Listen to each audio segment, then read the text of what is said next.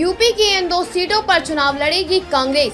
जल्द हो सकता है प्रत्याशियों का ऐलान। लोकसभा चुनाव में बसपा के साथ मिलकर प्रदेश में अप्रत्याशित परिणाम हासिल करने के बाद कांग्रेस की नजर विधानसभा उपचुनाव पर भी है। उपचुनाव में सीटों पर कांग्रेस की हिस्सेदारी भले ही आम कम होगी, पर पार्टी आने वाले विधानसभा चुनाव से पहले अपनी सक्रियता बनाए रखने का पूरा प्रयास कर रही है। कांग्रेस प्रदेश अध्यक्ष अजय राय पहले भी यह साफ कर चुके हैं कि उनकी पार्टी का लक्ष्य भाजपा को हराना है। उपचुनाव की घोषणा होने के बाद कांग्रेस सभी 9 सीटों पर अपने प्रभारियों व पर्यवेक्षकों को और सक्रिय करेगी। सपा से गठबंधन के चलते कांग्रेस के हिस्से खैर व गाजियाबाद की 2 सीटें आने की संभावना है। सभी 10 सीटों पर संविधान बचाओ संकल्प सम्मेलन करेगी कांग्रेस। कांग्रेस ने उपचुनाव वाली सभी 10 सीटों पर संविधान बचाओ संकल्प सम्मेलन आयोजित करने की घोषणा की थी।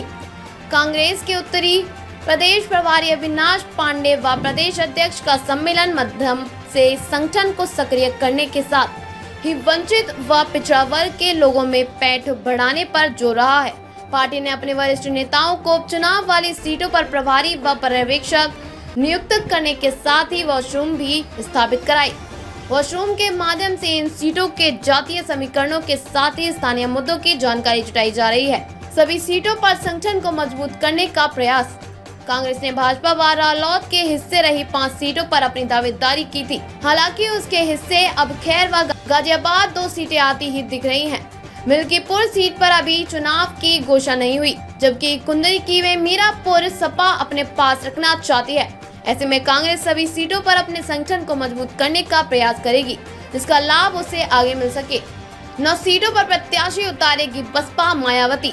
यूपी में 9 विधानसभा सीटों पर हो रहे उपचुनाव में भी बसपा अपने उम्मीदवार उतारेगी और यह चुनाव भी अकेले ही पूरा तैयारी व दमदारी के साथ लड़ेगी। पिछले लोकसभा चुनाव में भी बसपा ने किसी दल से गठबंधन नहीं किया था।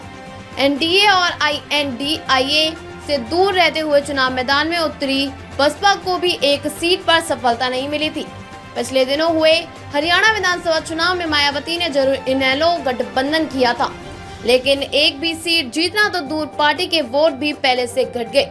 ऐसे में बसपा प्रमुख ने भविष्य में किसी भी राज्य के क्षेत्रीय दल से भी चुनावी गठबंधन न करने का निर्णय लिया।